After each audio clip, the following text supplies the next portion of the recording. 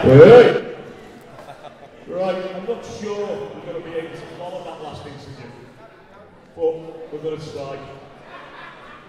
The next person I'm going to have up is lead singer of one of the most important street bands ever. Started all the way back, 1979. You please welcome to the business, Micky Fitz. Yay! Get on there! Get on there! Okay, now Max didn't take this long.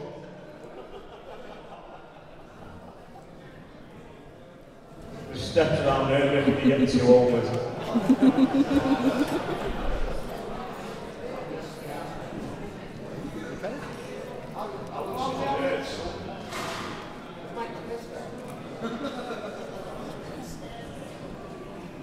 Talking to this? Yeah. I'm going to make so I put some awesome effect, like the imitation leather. Mate, thanks for being to talk to us, mate. That's all right.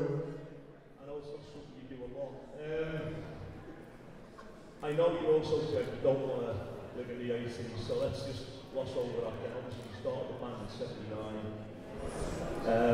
Had some fantastic successes. One of the greatest singles of the year that came out from Harry Knight. Did I? No. Can you hear us all right out there? If you don't understand what this gasket's saying, please inform me and I'll translate. Likewise, only Cockney first note. I speak. Are there any people from foreign climes here? As in non-Great Britain? Sorry, United Kingdom? I'll speak slowly then. Or if it's something about it, I'll speak normal. Any Scottish people in, by the way? You play for you, what? Oh, Micky, you speak Welsh, or? Fucking John Bishop. Makes it sound so passionate. Can you speak Welsh, or? That's right. Great to have you here. How's the band doing at the moment? I'm your worst fucking guy, man. This is, for those of you who don't know, it's the first time I've ever done this. I've done radio shows before, but that's different. I can't see it again, the fucking lighting shit. But, what's the band doing? Well, I'm sitting here, Trotty's over there, and the other two are on their way, because we're playing tonight here at 11:15. In the Empress, just before Buzzcocks. That's not a bad plug. But still, what are you up to? You got anything new in the pipeline? Yeah. Because you have one hanging down. That's a bit too bob, isn't it? It is a bit. There's the hand there. It's got a funny angle, isn't it?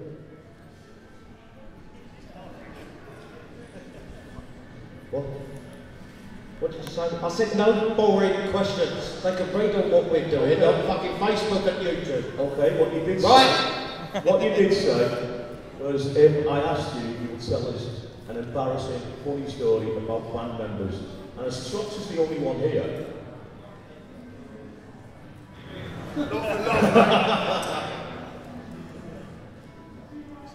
Let's come back to that one.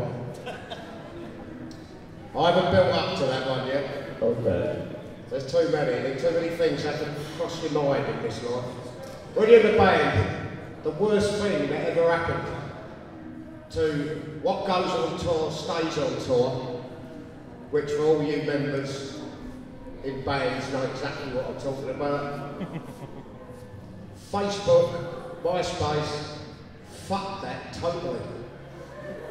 You watch tonight, I don't know how many thousand of you will be out there, there'll be a lot. How many people stand there the whole fucking set with their video phone up in front of you, then try and upload it? Why? That pisses me off as well. Stand there. I don't see the point of paying to go to a show to do that. But, I don't know. They'd need a fucking wine angry mention, you know. Right, can we have some sensible questions now? Being that I'm following Max, let's make it sensible. I thought Max was perfectly sensible. I didn't see it, but I know Max very well. Yeah, I know you do. So, okay, let's bring it right up to date then, which is something you did say Yeah. we need to talk about. One minute, look at you. A lot of people will be interested, I'm sure, is you recently went through rehabilitation in Blackpool. For those of you that don't know, yes, I am a full-blown recovering alcoholic. But I wouldn't say recently, it's now 7 years, believe it or not, since I touched alcohol. Believe me, sometimes it's not through, you look at it sometimes and you think, but then as I was taught in rehab, just remember what it was like every morning, waking up. Because at the end, I couldn't even get out of bed through sickness, literally puking my guts up, shaking, and I had to drink about half a bottle of vodka just to get out of bed. 3/4 of a bottle of vodka, I was dead normal. And then you just carry on, so after the second bottle you're absolutely flooded. But it was killing me. Killed my dad. My dad was an alcoholic. And I put myself into a drop-in and then got accepted for Greenwich Council rehab for a month in Royal Bethlehem Hospital. I'll tell you something about that in a minute, it's interesting. And I was there for a month, locked away. No TV, no radio, no nothing. 8 boys, 8 girls. And that was it. Fucking good, really. Otherwise, I wouldn't be here now. There's no two ways about it, I'll be dead. So, you know, some people are. Anyway, an interesting fact of Royal Bethlehem. The first Royal Bethlehem was the Imperial War Museum. And if you've ever been there, I don't know if anyone's ever been to the Imperial War Museum, but on the first level, like up there, you look down and there's these big bolts, like with rings still in them. That's where the Victorians used to chain the alcoholics. Yeah? And stick electric probes in them, thinking they could cure them. And then the second one was where I went. But you've heard of the word bedlam? Yeah? Thank you. Bedlam, yeah? Well, that nutters that used to be there used to make so much noise that the local cockneys couldn't say the word Bethlehem. And they called it Bedlam. So when people go, fuck it, oh, there's Bedlam there. That's an old Victorian word that's gone wrong. Have a load of, like, mentally retarded people in those days. Interesting fact number 1. What was the incident? What was the incident that finally made you go into hospital? What was the realisation? The worst thing, as you get taught, if any of your friends are alcoholics, or real alcoholics, or your husbands, or your wives, don't tell them, for fuck's sakes, because they know. They just don't know what to do about it. But it has been proved that every time a full-blown alkie, and don't forget, whether it be male or female, they've got to work, or have a family, take the kids to school, whatever, they still have to exist. And when someone says to them, you're an alkie, it puts them back 3 months, is the average, each time they're told, from seeking proper help. Because there's only one person that can help you, and that's yourself in the end. You have to do it yourself. No one can help you. Because if your other half puts you in somewhere and you're not ready, it's a waste of time. You'll just carry on boozing again. So, defeats the object. And girls, they hide theirs under the bath panel. 85% of women alcoholics, you'll find the booze behind the bath panel. So if I've crossed anybody up there, sorry about that. Is that how you get yours? Okay, move on. What are your other loves? Anti-Bozer. Yeah.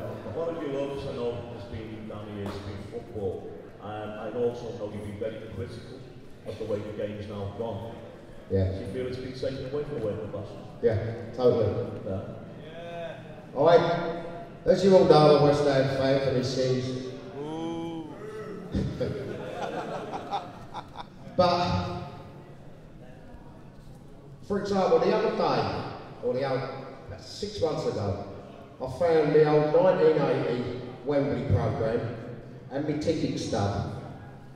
And for those of you that don't know, the Hammers beat the Arsenal 1-0. And we were a second division team then. So it's really something, you know. It was £3.50 to get in. And this is the FA Cup final. And this is the FA Cup final, so the most expensive game of the season. I know it's a long time ago, but £3.50 does not equate to £75 or whatever it is now.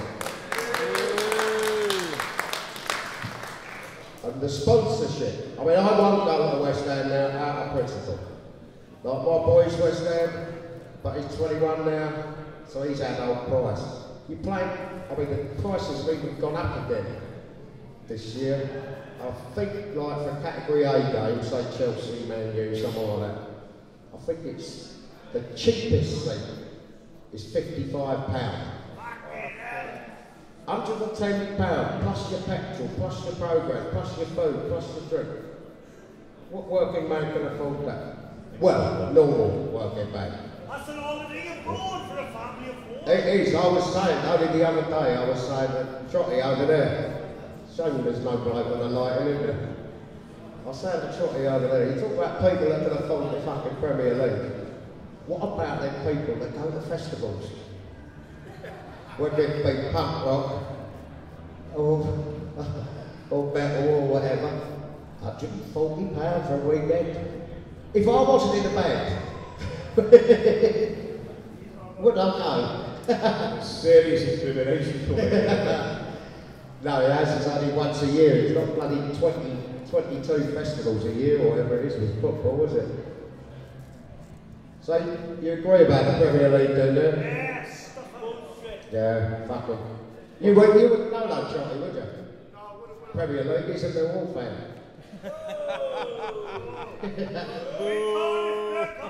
Judging by the lack of abuse, Chris Ring and the others are not here yet. People ever get football back? Do people? So you think we'll ever get football back? The No. people? No. I think it's gone. But then, what can the likes of us say when you want any Premier League game on the TV? Every seat's sold out, isn't it? It's amazing. I reckon 4 billion people a week watch our Premier League worldwide on satellite channels. That's amazing. But the advertising that's put into it, how come we've still got to fucking pay so much? You know? Were you any good? Until, funny enough, we were talking about it yesterday. We rehearsed at Northwich yesterday, where Bundy, our drummer, comes from.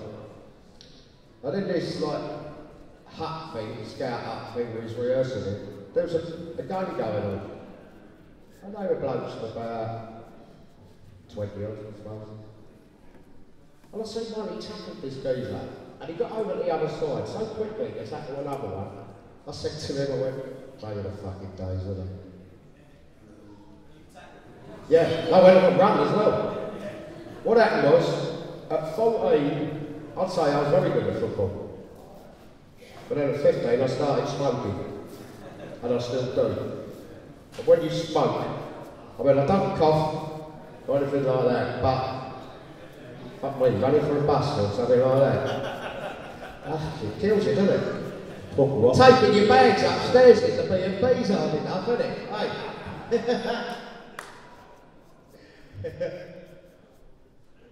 So, okay, that's football done as well.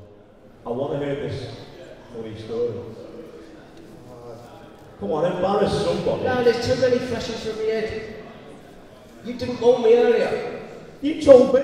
You'll have to read the book. You haven't written one. Partly written. Thank you very much. So when can we expect to see the finished product? I'm not fucking telling you now. You can fuck off. I'll offer the full publishing rights to someone else instead. Not my best little rotund scouse mate. Ted. You see the adverts for the new film? Ted. No. I should get paid for plugging that film, shouldn't I? Oh, that little teddy bear thing. Yeah. We've got to see that. Film coming out called Ted. Apparently he's a really rude teddy bear and all. Is it indeed? It's not porno, don't worry, he's just like calls people rude words. Like you do normally to me. Next question. You've run out of fucking questions, haven't you? I'm trying to get a fucking word in. I know he keeps going back to the funny story, doesn't he? But there's too many whistles through my head at the moment. I just thought of one. Go on then. So what do you look like Terry Bones? Terry played bass for the business many years ago. He'll be up here this weekend. He's the bass player of Section 5. He was in discharge. Played for the UK Subs.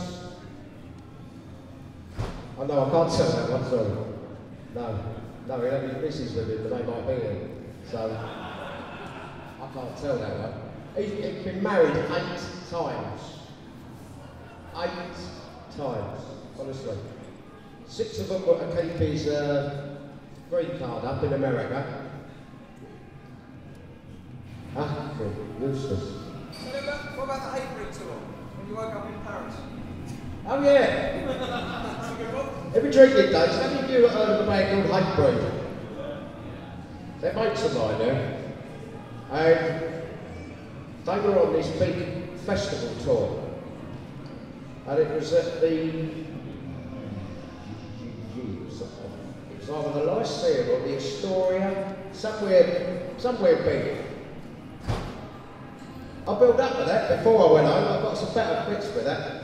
I was talking to these 4 blokes at this table backstage. The nicest blokes you could possibly meet. But I was drinking in them days. And chatting away with these septics, Americans, sorry. And they went, we've got to leave you now, mate, because we've got to go and get ready for the show. Oh, okay. See you later, lads. I'll think his show. Just paying the day then. Roger from Magnostic Front comes over, shaking his head. He always does that, you know. He went, you don't know who that was, do you? I said, no. That was Slipknot, right? Only a little band, and they Slipknot. But they didn't have their makeup on and all that funny stuff. Then I'm talking to this little fella who's about that big, with 2 other blokes. They were nice Americans as well. Roger comes up again. No clue, Luke, have you? I said, they're nice blokes. He said, yeah, but do you know who they were? I said, no. That was Slayer. See, there's no pretenses of me. I don't fucking recognise them, I don't recognise them. If they're nice, they're nice. And that's the same as all of us, isn't it? And anyway, Hatebreed, a good mate of mine. And at the time, Jamie Hatebreed and all the others, they was drinking as well. So I said, are you on the tour bus? And they went, yeah. So I said, can you drop me off at my house? Because I live on the South Circular. Near like, between Catford and Elmham, so South Circular goes that way. Yeah, near Evergreen. Shut up, yeah, who's fucking heckling? Who was that? Sounding like Max. Anyway, I woke up on the floor downstairs of a double-decker tour bus. Sat up, Jamie Hatebreed's head across the bottom of my legs. He's in a coma. There's empty bottles of vodka everywhere, this, that and the other. Now, in Europe, drivers of tour buses are always miserable bastards. Always. They're generally not from the UK, or France, or Belgium, or Holland, or places like that. They're from another bigger, miserable country. You're not German, are you? Anyway, I went and sat, obviously it's a left-hand drive because it's already come from Europe. I went and sat on a seat. And I'm looking at these road signs.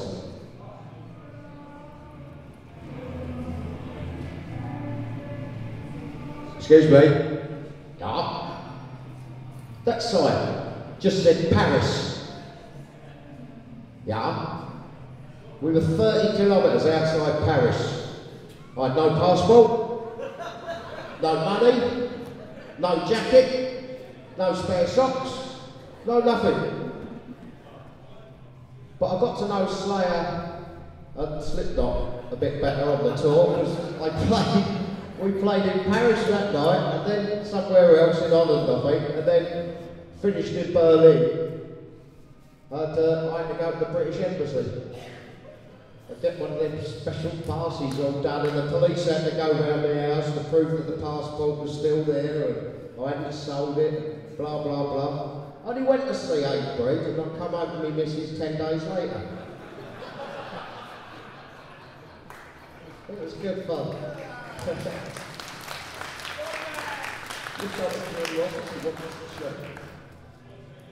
She just looks at me, my missus, and goes, like most of you girls, don't you? Yeah? Yeah, I know. Mine would have been. It's pointless moaning. You can't polish a turd, can you? Always remember that one. Talking of turds, next question. Actually, I think what I'll do, because you're feeding off the audience really well, this is also what's known by the way in Australia as a pop-out. Anyone want to shout out a question? You've been heckling all fucking day. No, they haven't. They've been very good. They might have heckled you, they heckled me. All right, you've heckled me then. What? What's that? What did he say? Trotty, what did he say? You go back to Dundee! What you're going to have to understand is, I'm deaf and only speak English. Oh. Say that in English, Trot. We go back to Scotland! Are you going back to Scotland? Ah! Yeah! I like Scotland. Any Scottish stories? Scottish stories. What like is it to break your neck at a Glasgow game? Yeah. If you ever go to Glasgow, proper Glasgow, and play in front of them fuckers, proper Glaswegians.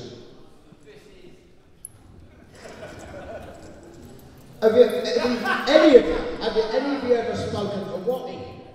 Yes. Can you understand him? I have a great conversation with Watty, but I don't understand a fucking word he's saying. You have the same problem, I'm sorry. He's a lovely bloke. It's like the blokes at Glasgow. You're going, and you're watching their body movements, so as they're talking that way, because you can't understand what they're saying. But we do like Scotland, yeah. Yeah. It's cheaper up there, isn't it? Different money and all that. How do you Scottish people know? For those of you who have never been to Scotland, in England, there's one £20 note, or one £10 note. In Scotland, am I right, chaps? 4 or 5, isn't there? Different ones. Now, does anybody here work for the Inland Revenue, by any chance? Yes.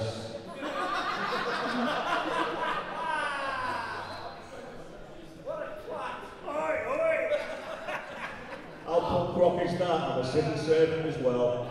Well, at least we know who he is, if I get bubbled. But we get paid in what working men in England call cash.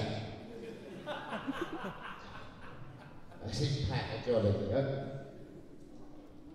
And suddenly there's all these different 20s, different 10s. Now how do you know if one of them is a snide? We call them snides, like a fake. So we should take a gamble. But we always make sure that we've spent them by the time we hit Manchester. Because anywhere further south goes, fuck off, we're not taking them. That's true, Trot, isn't it? I got a question. Go on. Do you forgive Gareth Southgate? I think you have to. When you look at him on the telly, I mean, alright, he went to Borough, didn't he, last as a manager somewhere? But now he's gone up in the world. It looks like he's going to manage Crawley Town, doesn't it, or something? And he's sitting there and he's getting bolder and bolder. And that nose is not going anywhere, is it? And I just feel sorry for the poor fucker now. But who's it? Someone's not Oddie, from Resistance. Kieran's very, very good friends with Stuart Pearce. And apparently, when Pearcey and Southgate was in the England squad together, he used to play that song on his little stereo to Gareth Southgate. He's going, this is about you. Job is fucking great. Yeah, but you got to feel sorry for him, haven't you? I mean, have we let them other two off with it from the Euros? Colan, who's the other fella that missed? The young kid, young, wasn't it? Don't forget they fucking missed. But because there was two of them, they got away with it. Neither of them had a big nose. And they both got right lovely salts and a bit of crumpet, haven't they? So, nothing really to take a piss out of them, is it? Absolutely. Unlike your good self. Oh, no, never took a piss out of me. He's got 3 minutes. Right, 3 minutes, one more question. Come on, anyone. When are you coming to Wales then? Wales! I went there once, it was shut. Why, you got a little fat bastard? We won't mention Wales in the old days. Fucking Cardiff and Bristol, I remember them battles and the shows. Oh, fucking murders. Anyway, it's a case of never not wanting to go anywhere. It's finding a promoter that will put us on. Because don't forget, some promoters say, well, I tried to put that band on and they said no. What he doesn't tell you is what he's offered them. And some of them do still come up with like £200 or £300. But for those of you that drive, I've got an old Japanese car. Aye, we come down to Bristol this year, right? Ah, Bristol? Right, and it wasn't that good. See, there wasn't that many people here last year. That's because they're poor. You know, when we drove across that fucking bridge, that fucking bridge! You can't blame them, boy, can you? They're scared to go out, they're so close to Wales. But we cheered you like fuck. And see them all hanging themselves off the Clifton Suspension Bridge. Thousands of them every day. We're so close to Wales. It cost more to go back home than it did to come and see you. I know. Which was the worst thing. That's what I was going to say about the cost of petrol. No, the fucking bridge. I didn't come across the bridge. Aye, we did. You should have fucking stayed the other side then, shouldn't you? Aye, Time's up! Time is actually up. I think the audience participation is the way to go on these events. Micky, thanks very much. Micky Fitz. Thank you, everyone.